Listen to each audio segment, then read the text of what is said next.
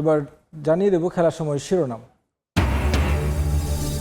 সাফ নারী চ্যাম্পিয়নশিপের সেমিফাইনালে কাল নেপালের মুখোমুখি হবে বাংলাদেশ। শিউলি আজিমের মায়ের মৃত্যুর শোককে শক্তিতে পরিণত করে জয়ের লক্ষ্য লাল সবুজদের।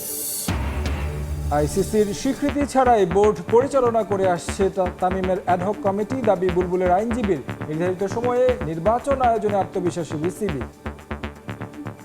আমাদের লিগ্যাল টিমের সাথে আজকে তাদের মিটিং আছে, যেখানে আমরা তাদেরকে জিনিসটা আসলে বুঝিয়ে বলবো। নিজেদের মাঠে বাংলাদেশকে বড় দল বলছেন তাওহিদ হৃদয়। অস্ট্রেলিয়াকে ভয় নয়, লড়াই করতে চান চোখে চোখ রেখে। বিশ্বকাপ বিবেচনায় স্পোর্টিং উইকেট চায় টাইগাররা। বিশ্বকাপ সামনে রেখে ক্রিস্টিয়ানো রোনালদোকে নিয়ে অনুশীলন শুরু। পর্তুগালের CR7-কে ঘিরেই স্বপ্ন দেখছে দল। দিয়াগো জোতার স্মৃতি বিশ্ব আসরে যোগাবে বাড়তি শক্তি এবং বিশ্বকাপে অংশ নিতে যুক্তরাষ্ট্রের উদ্দেশ্যে দেশ ছেড়েছে ব্রাজিল। CFA হেডকোয়ার্টারে নেইমার ভিনিসিয়াসদের বিদায়ী সংবর্ধনা। অতীত সাফল্যে থেকে অনুপ্রাণিত সেলেসাও। সাফ নারী চ্যাম্পিয়নশিপের সেমিফাইনালে নেপালের মুখোমুখি হবে বাংলাদেশ নারী ফুটবল দল। ফাইনাল নিশ্চিতে এই ম্যাচে জয় ছাড়া কিছুই ভাবছে না ডিফেন্ডিং চ্যাম্পিয়নরা। তবে নেপাল ম্যাচের আগে দুঃসংবাদ পেল বাংলাদেশ নারী ফুটবল দল। বার্ধক্যজনিত কারণে শিউলি আজিমের মায়ের মৃত্যুতে অনুশীলন করেনি লাল সবুজের মেয়েরা। এদিকে রোমাঞ্চকর ফাইনালের অপেক্ষায় নেপাল কোচ। বাংলাদেশকে হারিয়ে ফাইনালে যেতে চায় হিমালয়ের কন্যারা। ম্যাচ শুরু হবে বাংলাদেশ সময় বিকেল 4টায়। ভারতের গোয়া থেকে ফাহিম ইসলামের রিপোর্ট। টুর্নামেন্টে বাঁচা মরার লড়াইয়ে নেপালের বিপক্ষে মহা গুরুত্বপূর্ণ সেমিফাইনালের আগে ব্যাম্বোলিম অ্যাথলেটিক স্টেডিয়ামে শেষ সেশন করার কথা ছিল বাংলাদেশ নারী ফুটবল দলের। তবে একেবারে শেষ মুহূর্তে সেই অনুশীলন বাতিল করে টিম ম্যানেজমেন্ট। কারণটা খুবই হৃদয় বিদারক। ক্যাম্পে থাকা শিউলি আজিমের মায়ের হঠাৎ প্রয়াণে পুরো টিম শোকে কাতর। তাই অনুশীলন বাতিল করেছে টিম ম্যানেজমেন্ট। তবে যথাসময়ে অনুশীলনে এসেছে নেপাল নারী ফুটবল দল। শিউলি আজিমের মায়ের মৃত্যুর খবর শুনে শোক প্রকাশ করেন নেপাল নারী ফুটবল দলের কোচ। আমি সকালেই শুনেছি বাংলাদেশের ফুটবলার শিউলি আজিমের মায়ের মৃত্যুর খবর। বিষয়টি খুবই হৃদয় বিদারক। আমি শিউলি ও বাংলাদেশ দলের প্রতি শোক জানাচ্ছি। প্রার্থনা করি তারা যেন এই শোক কাটিয়ে ওঠে।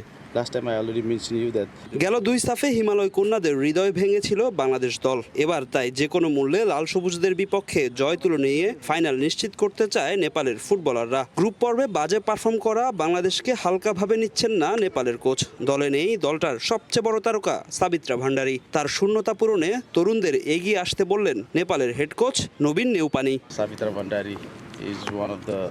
সাবিত্রা আমাদের দলে গুরুত্বপূর্ণ একজন খেলোয়াড়। তার অনুপস্থিতিতে অবশ্যই দলের জন্য ভালো নয়। তবে আমার বিশ্বাস তরুণরা তার জায়গা নিয়ে নেবে। নিঃসন্দেহে ম্যাচটি অনেক বেশি প্রতিদ্বন্দ্বিতাপূর্ণ হতে যাচ্ছে।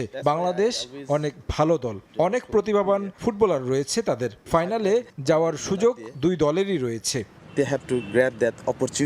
তবে সকালে অনুশীলন না করলেও বিকালে রিকভারি সেশন করেছে বাংলাদেশ নারী ফুটবল দল। শিউলি আজিমের মায়ের মৃত্যুর শোক কাটাতে আরব সাগরের পারে ফুটবলারদের উজ্জীবিত করার চেষ্টা করেছে টিম ম্যানেজমেন্ট। গ্রুপ পর্বে খারাপ করলেও সেমিফাইনালে ঘুরে দাঁড়াতে চাইবে বাটলার শিষ্যরা। গেল 2 সাফের ফাইনালে নেপালের বিপক্ষে জয় নিশ্চিতভাবে এগিয়ে রাখবে লাল সবুজ মেয়েদের। সবচেয়ে গুরুত্বপূর্ণ বিষয় হলো নিজেদের প্রস্তুত করা এবং ইতিবাচক মানসিকতা নিয়ে এগিয়ে যাওয়া। মূল চ্যালেঞ্জটা হলো দুঃখ, মর্মান্তিক ঘটনা এবং বিশেষ করে আমরা যে পরিস্থিতিতে আছি সেই শোককে ইতিবাচক শক্তিতে রূপান্তরিত করা। কাজটা মোটেও সহজ নয়, তবে আমি দৃঢ়ভাবে বিশ্বাস করি এই মেয়েরা মাঠে গিয়ে দারুণ পারফরমেন্স দেখানোর সক্ষমতা রাখে। তবে পরিসংখ্যান কথা বলছে বাংলাদেশের পক্ষে। নেপালের বিপক্ষে শেষ 5 দেখার কোনোটিতে হারেনি বাংলার জয়িতারা। 3 জয়ের বিপরীতে বাংলাদেশ দলের আছে 2 ড্র। শিউলির মায়ের প্রয়াণে শোক ছুঁয়ে গেছে পুরো দলকে। তবে সেই শোককে শক্তিতে রূপান্তর করতে চায় বাংলাদেশের নারী ফুটবলাররা। সেমিফাইনালে নেপালকে হারিয়ে ফাইনাল নিশ্চিত করতে বদ্ধপরিকর লাল সবুজের মেয়েরা। ব্যাম্বোলিম অ্যাথলেটিক স্টেডিয়াম থেকে ফাহিম ইসলাম, সময় সংবাদ, গোয়া, ভারত। নেপালের বিপক্ষে গুরুত্বপূর্ণ সেমিফাইনালের আগে পরিবর্তন আসতে পারে পিটার বাটলারের একাদশে। জায়গা হারাতে পারেন right winger Shamsun Nahar junior. তার পরিবর্তে দেখা যেতে পারে সাগরিকাকে। মাঝ মাঠেও আসতে পারে পরিবর্তন। মৌমিতা খাতুনের পরিবর্তে শুরুর একাদশে ঢুকতে যাচ্ছেন উমহেলা মার্মা। তবে অপরিবর্তিত থাকবে লাল সবুজের মেয়েদের ডিফেন্স লাইন। ভারতের গোয়া থেকে আরও জানাচ্ছেন ফাহিম ইসলাম। নেপালের বিপক্ষে ম্যাচের আগে একটা দুঃসংবাদ দিয়ে দিন শুরু হলো বাংলাদেশ নারী ফুটবল দলের। শিউলি আজিমের মায়ের মৃত্যুতে শোকে কাতর পুরো দল। তবে সেই শোককে একপাশে রেখে বাংলাদেশ নারী ফুটবল দলকে মোকাবিলা করতে হবে শক্তিশালী নেপালের বিপক্ষে।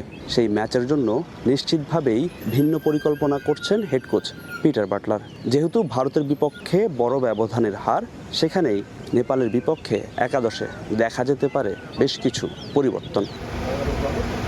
গোলকিপিং পজিশনে মিলি আক্তারের জায়গাটা একেবারেই পাকাপোক্ত। মিলি ভারতের বিপক্ষে হেড ইঞ্জুরিতে পড়লেও তাড়াতাড়ি সেরে ওঠেন। ডিফেন্সে কোহাতি কিসুকু ও সুরমা জান্নাতের যে কম্বিনেশন, সেই কম্বিনেশন কিন্তু ভারতের বিপক্ষে খুব একটা কাজে লাগেনি। তবুও এই দুই ডিফেন্ডারের ওপরেই ভরসা করবেন পিটার বাটলার। ভারতের বিপক্ষে দুর্দান্ত পারফরমেন্স করেছেন রাইট ব্যাক পজিশনে খেলা সুরভি আক্তার আরফিন। তাই সেই পজিশনে তার জায়গা পাওয়াটা একেবারেই পাকাপোক্ত। অন্যদিকে লেফট ব্যাক পজিশনে বরাবরের মতোই জায়গা করে নেবেন শামসুন নাহার সিনিয়র। পরিবর্তন আসতে যাচ্ছে মধ্য মাঠেও, যেখানে মনিকা চাকমা বাজে পারফর্ম করলেও তাকে নিশ্চিতভাবেই একাদশে ক্যারি করবেন পিটার বাটলার। তার সঙ্গে আছেন অধিনায়ক মারিয়া মান্দা। সেখানে জায়গা হারাতে পারেন মৌমিতা খাতুন। তার পরিবর্তে মাঠে নামতে পারেন উমেলা মার্মা। আক্রমণ ভাগে বাংলাদেশের ভরসার জায়গা ঋতুপর্ণা চাকমা অফ ফর্মে থাকলেও তিনি নেপালের বিপক্ষে থাকবেন শুরুর একাদশে। এছাড়া স্ট্রাইকার পজিশনে দেখা যাবে আনিকা রানিয়া সিদ্দিকী। অন্যদিকে ভারতের বিপক্ষে লেফট ও রাইট উইংয়ের বাংলাদেশের যে কম্বিনেশন, সেই কম্বিনেশন একেবারেই দেখা যায়নি। লেফট উইংয়ে বাংলাদেশ বেশ কয়েকটি আক্রমণ করলেও রাইট উইং ছিল একেবারেই নিষ্প্রাণ। সেখানেই পরিবর্তনটা আনতে যাচ্ছেন পিটার বাটলার। রাইট উইংয়ে শামসুন নাহার পারফরমেন্স একেবারেই হতাশ করেছে সবাইকে। সেই শামসুই জায়গা হারাতে পারেন নেপালের বিপক্ষে। তার পরিবর্তে মাঠে নামবেন সাগরিকা। নেপালের বিপক্ষে ফেভারিট হয়ে ফাইনালে নামবে বাংলাদেশ নারী ফুটবল দল। কেননা গেল দুই সাফে হিমালয় কন্যাদের হারিয়ে সাফের শিরোপা ঘরে তুলেছিল বাংলার জয়িতারা। এবার সেমিফাইনালে সেই নেপাল বাধা টপকে ফাইনাল নিশ্চিত করতে চায় ঋতুপর্ণা, আনিকা, মারিয়া মান্দারা। ব্যাম্বোলিম অ্যাথলেটিক্স স্টেডিয়াম থেকে ফাহিম ইসলাম, সময় সংবাদ, গোয়া, ভারত। নারী সাফে নেপাল বাংলাদেশ ম্যাচ নিয়ে কথা বলতে আমাদের স্টুডিওতে আছেন জাতীয় দলের সাবেক অধিনায়ক ও অনূর্ধ্ব 20 দলের গোলরক্ষক কোচ বিপ্লব ভট্টাচার্য। বিপ্লব, আপনাকে স্বাগত জানাচ্ছি স্টুডিওতে। গুরুত্বপূর্ণ একটা ম্যাচ। বাংলাদেশ দল আসলে তৃতীয়বারের মতো শিরোপার একটা দ্বার প্রান্তে বলা চলে, সেমিফাইনাল। কি মনে হয়, শিউলি আজিমের মায়ের মৃত্যুর পর দলে একটা বড় ধাক্কা নিশ্চয়ই লেগেছে? অবভিয়াসলি আসলে আমরা নিজেরাও শোকাহত। আসলে এমন একটা সিচুয়েশন, আমাদের খুব গুরুত্বপূর্ণ ম্যাচ, সেই ম্যাচের আগে আমাদের শিউলি তার মাকে হারিয়েছে। সো আমি মনে করি, দেখুন, মেয়েদের কিন্তু আবেগটা অনেক বেশি যদি বলেন ছেলেদের তুলনায়। সো এই জায়গাটা, এই শোকটা কাটিয়ে ওঠার জন্য অবশ্যই তাদেরকে এই ম্যাচটা বিশেষ করে শিউলির জন্য খেলতে হবে আমি মনে করি। কারণ নেপালের সাথে আমরা যদি লাস্ট কয়েকটা সাব দেখেন এবং ওদের সাথে যতগুলো ম্যাচ হয়েছে, আমরা ডেফিনেটলি আমরা বেস্ট টিম এবং আমাদের সেই কোয়ালিটিফুল প্লেয়ার আছে। এবং আমার বিশ্বাস যে খেলোয়াড়রা যদি তাদের সেরা ম্যাচ খেলতে পারে, ইন্ডিয়ার সাথে ম্যাচ যদি আমরা দেখি যে ডিফেন্ডিং কিছু মিস্টেক এবং মার্কিংগুলো যদি পারফেক্ট করতে পারে এবং আগামীকাল যদি আমরা বেস্ট পারফরমেন্স দেখতে পারি ঋতুর কাছ থেকে, ঋতু এবং সুরভি, প্রীতি যে আছে, প্রীতিও যদি খেলে এই ম্যাচটা, আমার বিশ্বাস এই ম্যাচটা আমরা জিততে পারবো। আপনি তো আসলে নারী দলের সঙ্গে কাজ করেছেন আগেও 21-22 সালে, তাদেরকে কাছে থেকে দেখেছেন। আসলে এইরকম একটা ধাক্কা যখন আসে, প্রফেশনাল ফুটবলারদেরকে আসলে মাঠে যখন নামে তাদেরকে ওই খেলাটাই ফোকাস করতে হয়, তারপরে ওই জায়গাটা থেকে নিজেদেরকে ব্যাক করাটা কতটা কঠিন হয়? আসলে সিচুয়েশনটা যদি দেখেন, আপনার শিউলি কিন্তু আমাদের খুব গুরুত্বপূর্ণ একটা খেলোয়াড়, দীর্ঘদিন ধরে সে খেলছে এবং বাংলাদেশ দলকে সার্ভিস দিচ্ছে। সো দলের জন্য অনেক বড় একটা জায়গা ওর পজিশনটা। তো আমরা যদি ডিফেন্ডিং জায়গায় দেখি যে আমরা আগে বিগত দিনে আমরা দুটো সাব চ্যাম্পিয়ন হয়েছি, আমাদের স্ট্রেংথটা ছিল আরও বেশি। হ্যাঁ, এখনের যে দলটা দেখেন আর কম্পেয়ার যদি করেন তাহলে এখানে অনেক ডিফারেন্স আছে, আমাদের অনেক সিনিয়র খেলোয়াড় নেই। আর তারপরে এই যে দলটা নিয়েছে এই দলটা কিন্তু ক্যাপাবল, কোচ অনেক দিন ধরেই দেখছেন তাদেরকে এবং কোচ তার বেস্ট পসিবল টিমটাই নিয়ে গেছেন। তো আমার মনে হয় যে এখানে যদি আমাদের যদি মনিকা, মারিয়া, রিপা, তারপরে আপনার ডিফেন্সে শামসুনা সিনিয়র আছেন এবং পাশে আপনার তহুরা আছে, টোটাল টিমটা যদি দেখেন এই স্কোয়াডটাও খারাপ না। তো আমার মনে হয় যে কোচ তার বেস্ট পসিবল ম্যাচটাই নামাবেন আগামীকাল এবং আমার বিশ্বাস যে আমাদের খেলোয়াড়দেরও তাদেরও একটা ইয়ে আছে যে অ্যাচিভমেন্টের জায়গা আছে যে আমরা যদি এই শিরোপাটা জিততে পারি হ্যাট্রিক চ্যাম্পিয়ন হবে। সো আমার মনে হয় যে বেস্ট পসিবল ম্যাচ খেলার জন্য প্রত্যেকটা পজিশনে তার সেরা ম্যাচটা দিতে হবে। আর এক্সট্রা যদি আমি বলি যে আমি ঋতুর কাছে চাইবো যে ঋতু তার বেস্ট পসিবল পারফরমেন্সটা যেন করে এবং ওর উপর ডিপেন্ড করে আমাদের অনেক কিছুই এবং পাশাপাশি মনিকা এবং মারিয়ার উপর অনেক দায়িত্বগুলো যেন সঠিকভাবে পালন করে। আপনি বলছিলেন যে আসলে দলে পরিবর্তন এসেছে, বাট বাংলাদেশ নেক্সট জেনারেশন যেটা আসলে বর্তমানে যারা আছে অনেক সিনিয়র ফুটবলাররা আসলে নেই, তাদের কাছ থেকে কি এরকম পারফরমেন্সই প্রত্যাশিত আর নাকি আরেকটু ভালো পারফরমেন্স আশা করেছিলাম আমরা? যেহেতু লাস্ট যে দুটা ম্যাচ বাংলাদেশ প্রথম ম্যাচে জিতেছে মালদ্বীপের বিপক্ষে, তারপরে হেরেছে, পারফরমেন্সটা কি আসলে বাংলাদেশের মতো ছিল? দেখুন আসলে কি টিম কম্বিনেশনে যদি বলেন যে আমার কাছে মনে হয়েছে বিগত যে আগে যদি আমরা এশিয়ান কাপও খেলা দেখি তার সাথে যদি কম্পেয়ার করেন আমাদের পারফরমেন্স কিছুটা ইয়ে আছে। সো আমার মনে হয় যে খেলোয়াড়রা আসলে সেট আপের একটা ব্যাপার, হয়তো গোয়ায় গিয়ে একটা নতুন করে একটা পরিবেশে খেলা। সো আমার মনে হয় যে এখানে কম্বিনেশনটার একটু ঘাটতি মনে হয়েছে এবং বিশেষ করে আমরা যদি গোল কনসিডের কথা বলি, বিশেষ করে মালদ্বীপের সাথে আমরা 4 গোলে জিতেছি কিন্তু আমরা 2টা গোল কনসিড করেছি, ইন্ডিয়ার সাথে আমরা 3টা গোল কনসিড করেছি। মার্কিংগুলো যদি আমাদের ডিফেন্ডিং এবং মিডফিল্ডের যে কম্বিনেশন যেটা থাকে অপোনেন্ট টিমের কি প্লেয়ারগুলোকে যদি আমরা সঠিকভাবে মার্কিং করতে পারি তাহলে অবভিয়াসলি আমরা ইন্ডিয়ার সাথে 2টো গোল রিসিভ করেছি, একটা পেনাল্টি ছিল। সো আমার মনে হয় এই গোলগুলো হয় না। সো মার্কিংগুলো খুব ইম্পর্টেন্ট ডিফেন্ডিং।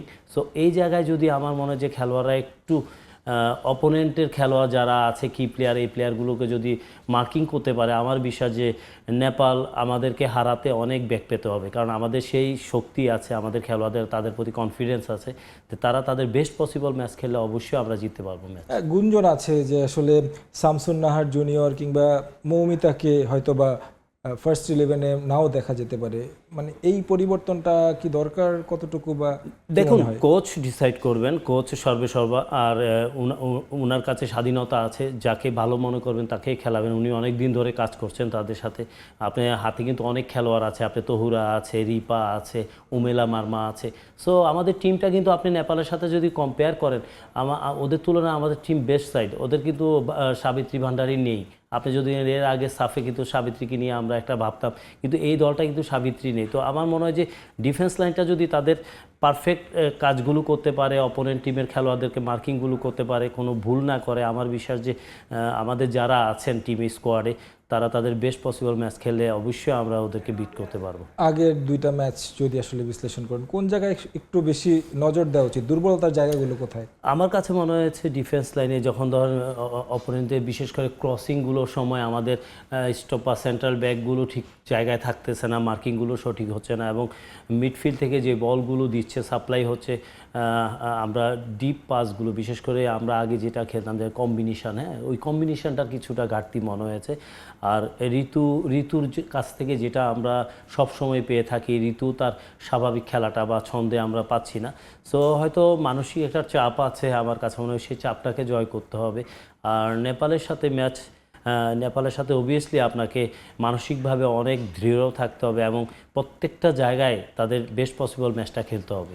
নেপালের বিপক্ষে বাংলাদেশের আগে সাফ চ্যাম্পিয়ন হয়েছে খেলে, তো নেপাল টিমটার মোটামুটি ফুটবলাররা কিন্তু কাইন্ড অফ একই রয়েছে, তারাও আসলে একেবারে মুখিয়ে আছে প্রতিশোধ নেওয়ার জন্য। এই জায়গাটায় আসলে কতটা মোটিভেশনটা দরকার? দেখেন ওদের ডিফেন্স লাইন থেকে শুরু করে গোলকিপিং পজিশন যদি দেখেন, আপনার অঞ্জনা অনেক দিন ধরে খেলছে, হয়তো এখন ক্যাপ্টেনও হয়তো আই থিঙ্ক। সো এই টিমটা কিন্তু অনেক স্ট্রেংথ এবং ওদের কিন্তু সবচেয়ে বড় জিনিস ফিটনেস লেভেলটা অনেক ভালো। নেপালি প্লেয়াররা অনেক রানিং করে এবং তাদের বেশ কিছু প্লেয়ার আছে যারা খেলার মোমেন্টাম চেঞ্জ করে দিতে পারে। তো আমার মনে হয় যে ওদের যেমন আছে তার চেয়েও আমাদের খেলোয়াড় এক্সপিরিয়েন্স খেলোয়াড়, আমাদের এই মেয়েগুলো কিন্তু দীর্ঘদিন ধরে খেলছে। এর মধ্যে অনেক খেলোয়াড় আছে যারা প্রায় অনেক বছর একসাথে কাজ করছে। সো হয়তো কিছু প্লেয়ার উমেলা বা আদার্স যারা আছে, প্রীতি, ওরা হয়তো বেশি দিন না হয়তো আন্ডার-20 খেলেছে, এরপরে এসেছে কিন্তু অনেক ইয়ং। তো আমার মনে হয় যে আমাদের এই টিমের অনেক ডিপ আছে, হ্যাঁ, অনেক স্ট্রেংথ আছে। সো আমি মনে করি যে এই দলটার সবচেয়ে বড় জিনিস ফোকাস করা, আমাদের অপোনেন্ট টিমকে শক্তিটাকে চিন্তা করা, ওদের দুর্বলতা কী, এই জিনিসগুলোকে যদি আমরা কাজে লাগাতে পারি এবং বিশেষ করে আপনার ডিফেন্স লাইনটা, আমি ডিফেন্স লাইনটা আবারও বলছি, আমাদের ডিফেন্স লাইনের যে দুটো সেন্ট্রাল ব্যাক অবশ্যই অপোনেন্টের মার্কিংগুলো যেন ভালোভাবে করে। কারণ আমরা দেখেছি লাস্ট ম্যাচে ইন্ডিয়ার সাথে ম্যাচ দেখেছি, ক্রস থেকে আমরা যে গোল কনসিড করেছি ডিফেন্ডার কাছে থেকেও ব্লক করতে পারিনি। সো এইসব জায়গায় যদি আমরা মিস্টেক করি তাহলে আমরা খুব আমাদের জন্য অনেক ডেঞ্জারাস হবে। আমার মনে হয় যে এই জায়গাগুলোতে বেশি মনোযোগ দেওয়া উচিত।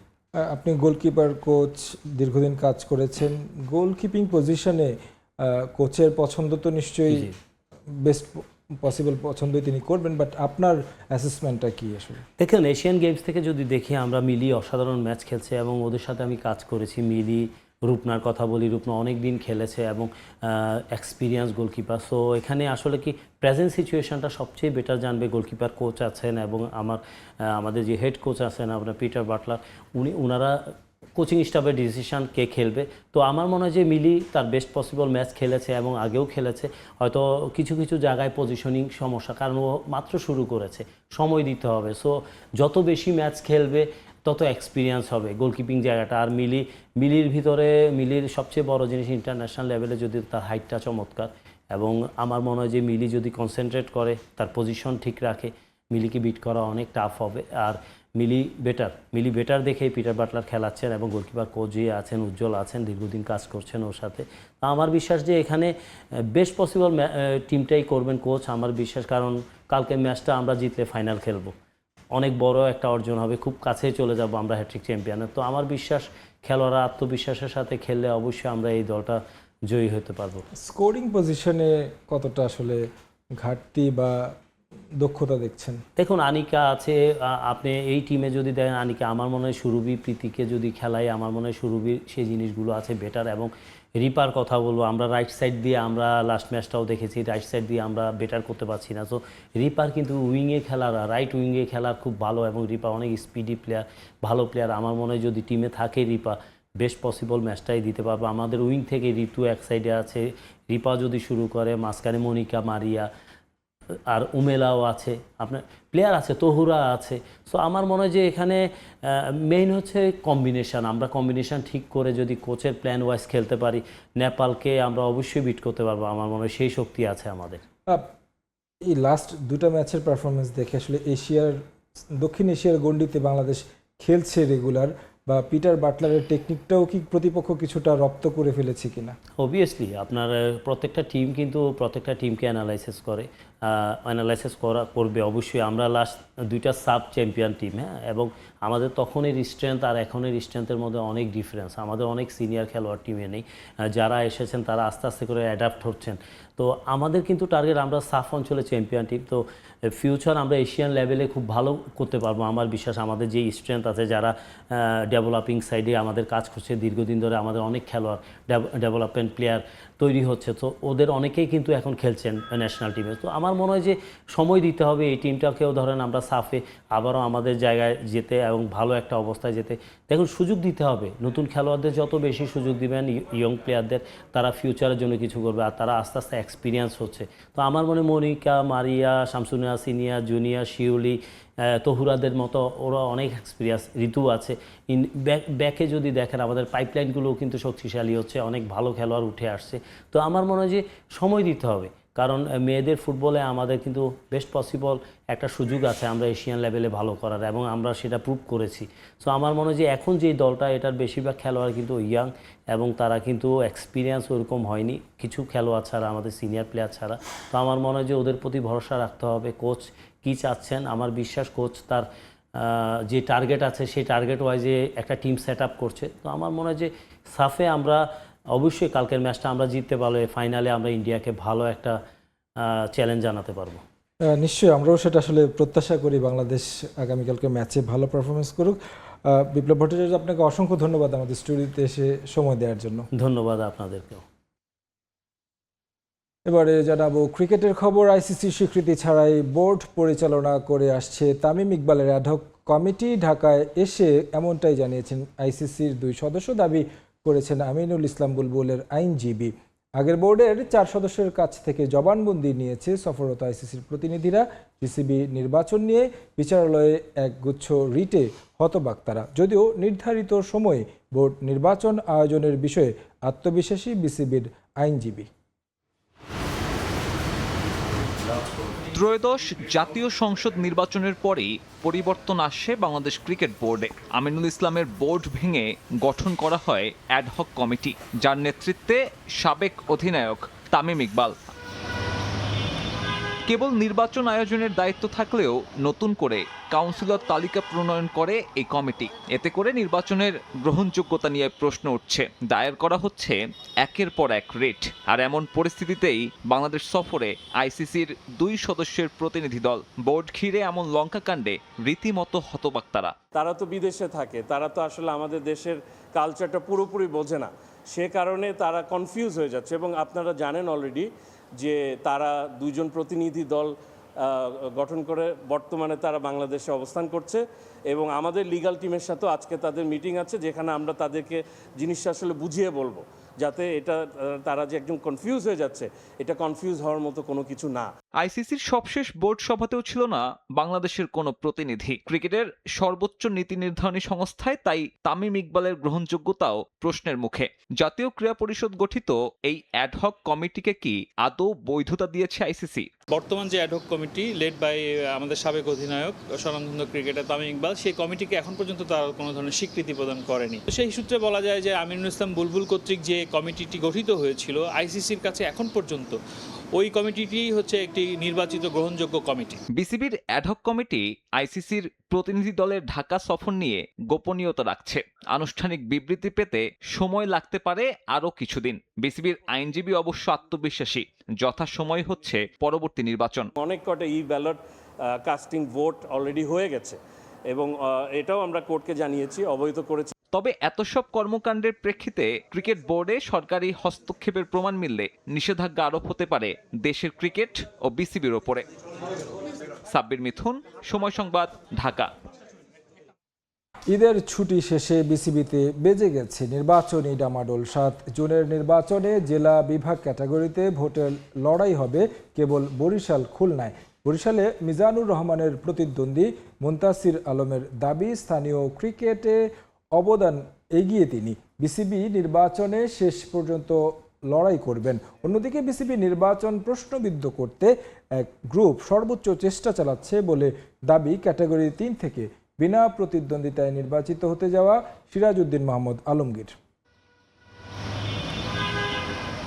ঈদের ছুটি শেষে কর্মচাঞ্চল্য ফিরেছে বিসিবিতে। কদিন বাদে আবার পরিচালক পর্ষদের নির্বাচন। তবে উত্তাপ নেই বললেই চলে। কারণটা পরিষ্কার, ভোটের আগে জেলা বিভাগ থেকে বিনা প্রতিদ্বন্দ্বিতায় নির্বাচিত হয়েছেন অধিকাংশ কাউন্সিলর। আকর্ষণ শুধু বরিশাল ও খুলনা বিভাগে। অন্যদিকে ক্লাব কোটায় 12 পদের বিপরীতে 16 জন থাকায় প্রতিদ্বন্দ্বিতার আভাস মিলছে। খুলনার 2 পরিচালক পদের জন্য লড়ছেন 3 জন, মোহাম্মদ শফিকুল আলম, শান্তনু ইসলাম সুমিত, মোহাম্মদ আব্দুস সালাম। 3 জনই সরকারি দলের রাজনীতিতে সংশ্লিষ্ট। বরিশালে মিজানুর রহমানের প্রতিদ্বন্দ্বী মুনতাসির আলম। ভোলার এই প্রার্থী খুব একটা পরিচিত মুখ না হলেও তার দাবি মিজানের চেয়েও বরিশাল ক্রিকেটে তার অবদান বেশি। আমার জানা মতে আমি যতদিন ধরে ক্রিকেটের সাথে আছি, উনি এতদিন ধরে ক্রিকেটের সাথে নেই। উনি ফ্র্যাঞ্চাইজি নিয়ে কাজ করে, আমি মফস্বলের ক্রিকেট নিয়ে কাজ করেছি। আমি সাবেক ক্রিকেটার, আম্পায়ার, ভোলা জেলা ক্রীড়া সংস্থার সাবেক অতিরিক্ত সাধারণ সম্পাদক এবং দীর্ঘদিন আমি ভোলা জেলা ক্রীড়া সংস্থার ক্রিকেট সেক্রেটারি হিসেবে দায়িত্ব পালন করেছি। আমি জানি যে মফস্বলের ক্রীড়া সংস্থাগুলি বা ক্রিকেট কমিটিগুলি কত কষ্ট করে একটা খেলা পরিচালনা করে। তবে এই মুনতাসির আলম চৌধুরীকে নিয়ে ইতিমধ্যে গুঞ্জন ছড়িয়েছে অনেক। শঙ্কা শেষ মুহূর্তে সরে দাঁড়াতে পারেন এই প্রার্থী। আমি এই নির্বাচন থেকে সরে যাওয়ার কোনো প্রশ্নই ওঠে না। আপনি শেষ পর্যন্ত লড়াই চালিয়ে 100বার। ক্যাটাগরি 3 থেকে বিনা প্রতিদ্বন্দ্বিতায় নির্বাচিত হয়েছেন সিরাজউদ্দিন মোহাম্মদ আলমগীর। তামিম ইকবালের সঙ্গে আত্মীয়তার সম্পর্ক থাকায় তাকে নিয়ে প্রশ্ন উঠছে অনেক। এবার তার ব্যাখ্যা দিলেন এই প্রবীণ ক্রীড়া সংগঠক। সাংগঠনিকভাবে আমি প্রায় আজকে 30-35 বছর ধরে আমি ক্রিকেট এবং অন্যান্য স্পোর্টসের সাথে আমি ডিরেক্টলি ইনভলভ আছি। নতুন জেনারেশনের কাছে হয়তো আমাদের পরিচিতিটা সেভাবে নেই। তো একটা আমি অনুরোধ করব যে এইভাবে ট্যাগিং করা হলে এখানে যারা প্রকৃত সংগঠক তারা ডিজার্টেড না হয় এবং এই সাংগঠনিক কর্মকাণ্ডে জড়িত হওয়ার যে মানসিকতা সেটা যাতে নষ্ট হয়ে না যায় সেটা দিয়ে কিন্তু আমাদের খেয়াল রাখতে হবে। আগের ভোট ভাঙার কারণ অনুসন্ধান ও আসন্ন বিসিবি নির্বাচনের প্রক্রিয়া দেখতে ঢাকায় আইসিসির প্রতিনিধি দল। তামিম ইকবালের অ্যাডহক কমিটি বৈধ নাকি অবৈধ এ নিয়ে চর্চা হচ্ছে অনেক। আইসিসি তো হয়তো কমপ্লেন করা হয়েছে, তো রুটিন ওয়ার্ক হিসেবে তারা এসেছেন, তারা দেখবেন, তারা যদি কোনো ত্রুটি খুঁজে পান অবশ্যই সেটা বিবেচনার বিষয় হবে, কিন্তু আমরা শতভাগ নিশ্চিত এখানে কোনো। আগামী 7 জুন অনুষ্ঠিত হওয়ার কথা বিসিবি নির্বাচন। তামিম হোসেন, সময় সংবাদ, ঢাকা। অস্ট্রেলিয়াকে ভয় নয় বরং ঘরের মাটিতে নিজেদের বড় দল বলছেন ব্যাটার তাওহিদ হৃদয়। শক্তিমত্তায় কোনো দিক থেকে পিছিয়ে নয় বাংলাদেশ। বিশ্বকাপ বিবেচনায় স্পোর্টিং উইকেটেই খেলবে টাইগাররা। ডিপিএলে একই ধরনের উইকেটে খেলায় প্রস্তুতিও ভালো হচ্ছে বলে মত তার। নিজের কোনো পছন্দের ব্যাটিং পজিশন নেই বলেও জানান হৃদয়। দলের প্রয়োজনে খেলতে চান যে কোনো জায়গায়। ঈদের ছুটি শেষে আবারও মাঠের ব্যস্ততা শুরু ক্রিকেটারদের। ঢাকা প্রিমিয়ার লিগের 8ম রাউন্ডে লিজেন্ডস অফ রূপগঞ্জের মুখোমুখি শিরোপার দাবিদার মোহামেডান। দাপট দেখিয়ে জয় তুলে নিয়েছে সাদা কালোরা। সামনে থেকে নেতৃত্ব দিয়ে শতকের দেখা পেয়েছেন তাওহিদ হৃদয়। সামনে অস্ট্রেলিয়া সিরিজ। বড় প্রতিপক্ষের বিপক্ষে মাঠে নামার আগে প্রস্তুতির দারুণ মঞ্চ ক্রিকেটারদের। মাইটি অস্ট্রেলিয়ার বিপক্ষেও কি বাংলাদেশ এমন স্পোর্টিং উইকেটে খেলার সাহস দেখাবে? তাওহিদ হৃদয় অবশ্য ঘরের মাটিতে বড় দল বলছেন বাংলাদেশকেই। ইন্টারন্যাশনাল প্রত্যেকটা টিমই বড়, অস্ট্রেলিয়া হয়তো বা বড় নাম, বাট আমাদের হোমে আমরাও বড় টিম এবং লাস্ট কিছু সিরিজ এবং যদি দেখেন শুধু ওডিআই ফরম্যাট না, সব ফরম্যাটে আমরা খুব ডমিনেট পারফর্ম করছি অ্যাজ এ টিম হিসেবে। অবশ্যই চ্যালেঞ্জ থাকবে, আর বড় স্কোর করতে গেলে অলওয়েজ টপ থেকে রান করতে হয়। যদি আমাদের হয়তো বা রেগুলার টপ থেকে রান হবে না, সেদিন মিডল অর্ডারের রেসপন্সিবিলিটি থাকে যতটুকু টিমকে কন্ট্রিবিউট করা যায়। পাকিস্তানের বিপক্ষে দারুণ পারফরমেন্সের পর আত্মবিশ্বাস বেড়েছে দলে, একই সঙ্গে প্রত্যাশাও বেড়েছে। 2027 ওয়ানডে বিশ্বকাপ সামনে রেখে মেগা পরিকল্পনা জাতীয় দলের টিম ম্যানেজমেন্টের। তাই অজিদের বিপক্ষে স্পোর্টিং উইকেটেই খেলার লক্ষ্য বাংলাদেশের। সামনে যেহেতু আমাদের একটা অস্ট্রেলিয়া সিরিজ আছে, মিরপুরে খেলা, এই মাঠেই খেলা হবে। ট্রাই করেছি যতটুকু অস্ট্রেলিয়ার সাথে মিল রেখে কীভাবে খেলবো এই প্ল্যানটাই ছিল। আইসিসি যেসব ইভেন্টগুলো আমরা খেলে থাকি ওইসব উইকেট সবসময় ভালো উইকেটই থাকে, স্পোর্টিং উইকেট থাকে। তো আমাদের ওইসব জায়গায় পারফর্ম করতে গেলে, ভালো করতে গেলে অ্যাজ এ টিম হিসেবে রেজাল্ট যদি আমরা চাই, আমাদের ভালো উইকেটে খেলতে হবে। ডিপিএলে 3 নম্বর পজিশনে খেলছেন হৃদয়, রানও পাচ্ছেন নিয়মিত, এদিনও করেছেন সেঞ্চুরি। তবে জাতীয় দলে খেলতে হয় নিচের দিকে। জানিয়ে অবশ্য আক্ষেপ নেই এই ব্যাটারের, খেলতে চান দলের প্রয়োজন মতো। টিম কল ছিল ওজনে টপ অর্ডারে খেলেছে। আমি সবসময় বলেছি এবং বলবো যে আমি তো টিম যেটা ডিমান্ড করবে সবসময় টিমের প্রায়োরিটি ফার্স্ট। এটা টোটালি ডিসিশন নেবে ক্যাপ্টেন বা টিমের ম্যানেজমেন্ট যারা আছে তারা ডিসিশন নেবে। এটা তো আমি বলে কিছু করতে পারবো না। আমার থেকে যদি ভালো অপশন থাকে অবশ্যই তারা সেদিকেই যাবে। নাহিদ রানাকে নিয়ে আশার কথা শোনালেন মোহামেডান অধিনায়ক। 2-1টা ম্যাচ খারাপ করলেও তার উপর আশা হারাতে চান না হৃদয়। তারেক হাসান শিমুল, সময় সংবাদ, ঢাকা। ভিনিসিয়াসদের জন্য বিদায়ী সংবর্ধনা আয়োজন করে সিবিএফ। ব্রাজিল ফুটবল কনফেডারেশনের হেডকোয়ার্টারের জাদুঘরে রাখা আগের 5টি বিশ্বকাপের ট্রফিগুলো ছুঁয়ে দেখেন ফুটবলাররা। অতীতের সাফল্য হেক্সা শিরোপার মিশনে অনুপ্রেরণা হয়ে থাকবে বলে আশা ফুটবলারদের।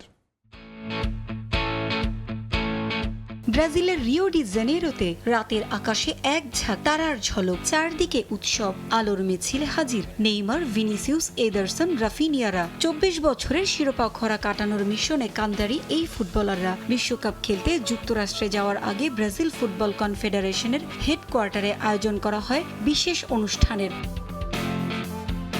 কালো স্যুটে সে আয়োজনের মধ্যমণি নেইমার। কয়েক হাজার সমর্থক যোগ দেন ব্রাজিল ফুটবল দলের বিদায়ী সংবর্ধনায়। দ্য গ্রেটেস্ট শো অন আর্থের সবচেয়ে সফল দল ব্রাজিল সিবিএফ হেডকোয়ার্টারে শোভা পাচ্ছে ব্রাজিলের আগের 5 বিশ্বকাপের সেই সোনালী ট্রফিগুলো। 1958, 1962, 1970, 1994 ও 2002 সালে পঞ্চম বিশ্বকাপ জয় করেছিল ব্রাজিল। সবশেষ ট্রফি উঁচিয়ে ধরেছিলেন কিংবদন্তি ফুটবলার কাফু। এরপর থেকে শিরোপার দেখা নেই সেলেসাউদের।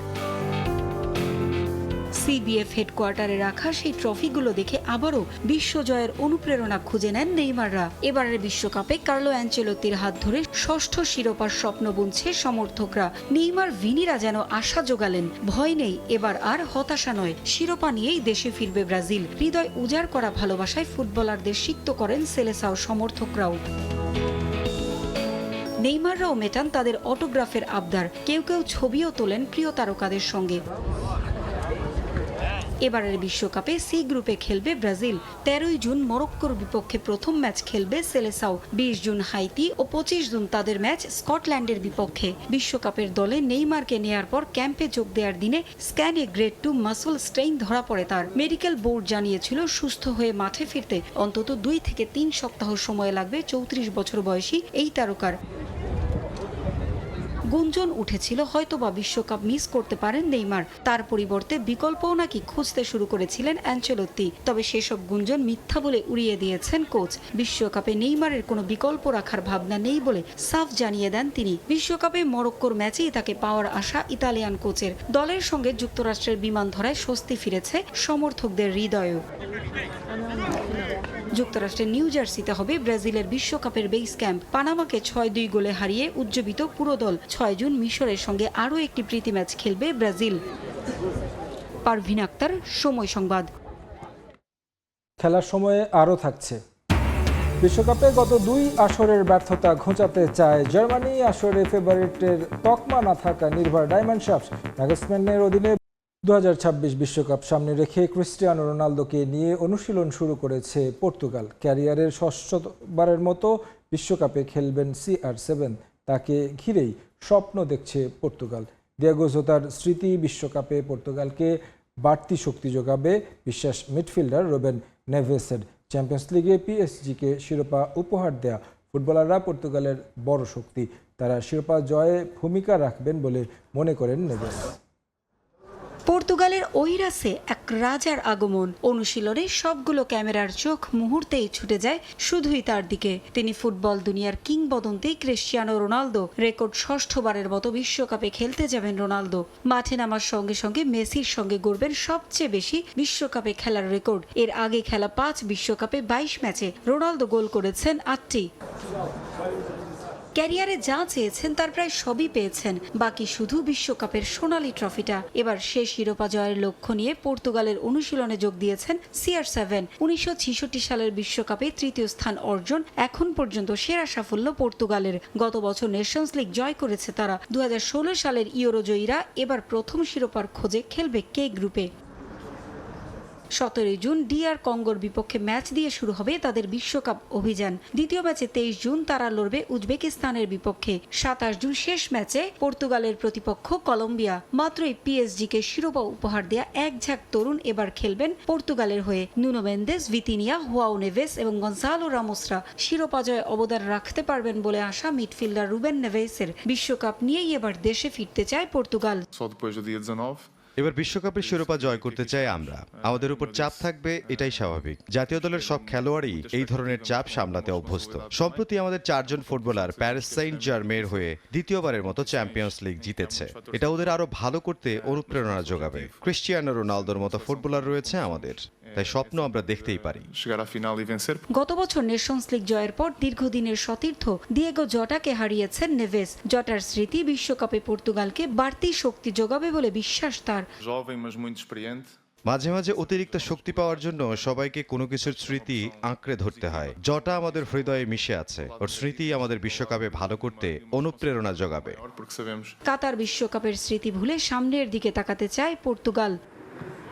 পারভিন আক্তার, সময় সংবাদ। রেকর্ড 21 বারের মতো ফিফা বিশ্বকাপে নামতে যাচ্ছে জার্মানি।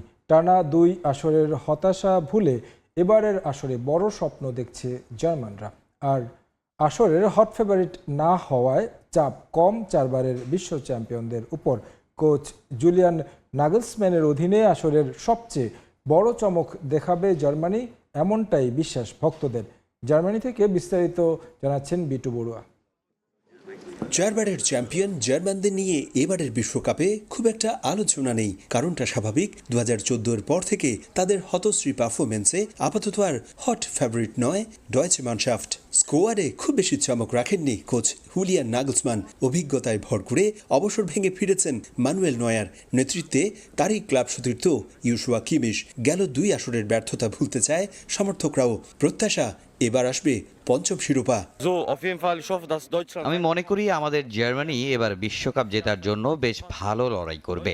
রেকর্ড অন্তত তাই বলে। যদিও দলের ব্যর্থতা আছে, তবুও বিটস হাভার্টসরা এবার ভালো করবে। ফাইনালে আর্জেন্টিনাকে 3-0 ব্যবধানে হারিয়ে জার্মানি বিশ্বকাপ জিতবে। তারুণ্য আর অভিজ্ঞতার মিশেলে একটি ভারসাম্যপূর্ণ দল ঘোষণা করা হয়েছে, এমনটাই বিশ্বাস কোচ নাগলসমানের। বড় তারকা না থাকলেও গতি আর দুর্দান্ত কৌশলী জার্মান দলের আসল শক্তি মনে করেন ভক্ত সমর্থকরা। আমাদের দলে এবার তেমন কোনো সুপারস্টার নেই, তবে পুরো দলটাই আই বিলিভ যে একটা সুপারস্টার টিম। তো 2014-এর পরে আশা করি আমরা এবার আবার কাপটা নিব। জার্মানি এবার ওয়ার্ল্ড কাপ জিতবে। আমার বেস্ট প্লেয়ার জামাল মুজিয়ালা। এদিকে গোলকিপার অলিভার বাউমানকে সরিয়ে 40 বছর বয়সী মানুয়েল নয়ারকে দলের 1 নম্বর পজিশন দেওয়ার পাশাপাশি ফর্মহীন লেরয় সানিকে দলে ভিড়িয়ে ইতিমধ্যেই সমালোচনার মুখোমুখি জার্মান ফুটবল সংস্থা ডিএফপি। সাফল্য না আসলে রোষানলে পড়তে হবে ভক্তদের। অবশ্য জার্মানিকে ঘিরে এবার খুব একটা প্রত্যাশা না থাকায় চাপমুক্ত হয়ে খেলতে পারবে 2014-এর চ্যাম্পিয়নরা। 2026-এ ফুটবল বিশ্বকাপ জিতবে কোন দেশ, সেটি নিয়ে ইতিমধ্যেই ব্যাপক জল্পনা কল্পনা শুরু হয়ে গেছে। জার্মান ফুটবল সমর্থকরা মনে করছেন পৃথিবীর যে প্রান্তেই ফুটবল খেলা অনুষ্ঠিত হোক না কেন, সেখানে সবসময়ের মতো ফেভারিট জার্মানি এবং শিরোপার অন্যতম দাবিদার তারা। তবে 1954, 74, 90 এবং 2014 সালের পরে বড় কোনো টুর্নামেন্টে সাফল্য না থাকায় ব্যাপক চাপ নিয়েই জার্মান ফুটবল দল বিশ্বকাপে যাবে, এমনটাই মনে করছেন অনেকেই। জার্মানি থেকে বিটু বড়ুয়া, সময় সংবাদ। হলো কলকাতায় বসানো লিওনেল মেসির 70 ফুট উঁচু ভাস্কর্য। নিরাপত্তা শঙ্কার কারণে মূলত সরিয়ে ফেলা হলো ভাস্কর্যটি। গেল বছর ডিসেম্বরে ভারত সফরে গিয়ে নিজের ভাস্কর্যটি উদ্বোধন করেন আর্জেন্টিনার মহাতারকা। অস্বাভাবিকভাবে ঝুলতে থাকায় কলকাতার গণপূর্ত বিভাগ সরিয়ে ফেলেছে মেসির ভাস্কর্যটি। কাঠামোগতভাবে ত্রুটি থাকায় এই সিদ্ধান্ত নিয়েছে কর্তৃপক্ষ। ভাস্কর্যটি সরিয়ে ফেলার কার্যক্রম শুরু হয়েছিল আগে থেকেই। গেল বছর এই ভাস্কর্য স্থাপন নিয়ে নানা সমালোচনায় পড়তে হয়েছিল কর্তাদের। পুরে অনুষ্ঠিত হয়েছে গ্রাম বাংলার ঐতিহ্যবাহী কাবাডি খেলা। খেলা দেখতে মাঠে জড়ো হন শিশু, কিশোর সহ নানা বয়সের মানুষ। সঞ্জয় কর্মকার, অভিজিতের রিপোর্ট, ছবি তুলেছেন শাহাদাত আকন। মাদারীপুর শহর থেকে প্রায় 30 কিলোমিটার দূরে আয়োজন করা হয় কাবাডি খেলা। বিল পদ্মা নদীর পারে ছিলার চরে জেগে ওঠা চরে শিশু কিশোর সহ নানা বয়সের মানুষের ভিড়। প্রখর রোদে মাঠ কানায় কানায় পরিপূর্ণ, পরিণত হয় এক মিলন মেলায়। স্বপ্নের আলো মানবিক সংগঠনের উদ্যোগে জাতীয় এই খেলা দেখতে দুপুরের পর থেকে মাঠে আসতে শুরু করেন দর্শকরা। বেশিরভাগ সময় মাঠের বাইরে থাকে জাতীয় এই খেলা। দীর্ঘদিন পর এমন আয়োজন দেখতে পেয়ে আনন্দে মেতে ওঠেন দর্শকরা। হাড্ডাহাড্ডি লড়াইয়ের পর শেষ হয় 40 মিনিটের খেলা। গ্রাম বাংলার ঐতিহ্য ধরে রাখতে বছরের বিশেষ বিশেষ দিনে এমন আয়োজনের দাবি দর্শকদের। সবাই মিলে খেলা দেখতে এসেছি। হাডুডু খেলা আমাদের জাতীয় খেলা, আমরা সবাই খেলা পছন্দ করি। এরকম একটি আয়োজন দীর্ঘদিন পরে দেখলাম, আমি উদ্বেলিত, আনন্দিত। অনেক দর্শক এখানে আসে এবং তারা এই খেলাটা দেখে মানে খুবই অনুপ্রাণিত হয়। ঈদ উল আজহা উপলক্ষে যে খেলা হইতেছে, এই খেলা খুব দেখে আমরা খুব আনন্দিত।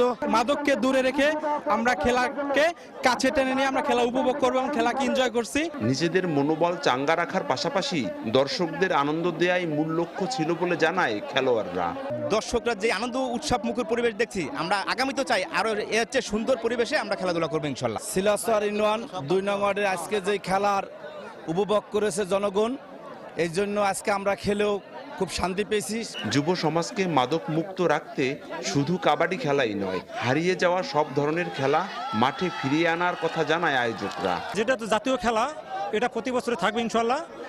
যদি পারি আগামীতে ক্রিকেট ফুটবল এগুলো আয়োজন করার আমাদের ইচ্ছা আছে। 1-0 সেটে প্রবাসী কিংস ক্লাবকে হারিয়ে জয়ী হয় বাংলার দামাল দল। খেলা শেষে অংশ নেওয়া দু দলের হাতে ট্রফি, নগদ টাকা, রঙিন টেলিভিশন পুরস্কার হিসেবে তুলে দেন আগত অতিথিরা। সঞ্জয় কর্মকার, অভিজিৎ, সময় সংবাদ, মাদারীপুর। এ পর্যায়ে খেলার সময়ের শীর্ষ সংবাদ জানিয়ে দিচ্ছি আরেকবার। সাফ নারী চ্যাম্পিয়নশিপের সেমিফাইনালে কাল নেপালের মুখোমুখি হবে বাংলাদেশ। শিউলি আসিমের মায়ের মৃত্যুর শোককে শক্তিতে পরিণত করে জয়ের লক্ষ্য লাল সবুজদের। আইসিসির স্বীকৃতি ছাড়াই বোর্ড পরিচালনা করে আসছে তামিমের অ্যাডহক কমিটি। দাবি বুলবুলের আইনজীবীর, নির্ধারিত সময়ে নির্বাচন আয়োজনে আত্মবিশ্বাসী বিসিবি। এবং নিজেদের মাঠে বাংলাদেশকে বড় দল বলছেন তাওহিদ হৃদয়। অস্ট্রেলিয়াকে ভয় নয়, লড়াই করতে চান চোখে চোখ রেখে। বিশ্বকাপ বিবেচনায় স্পোর্টিং উইকেট চায় টাইগাররা।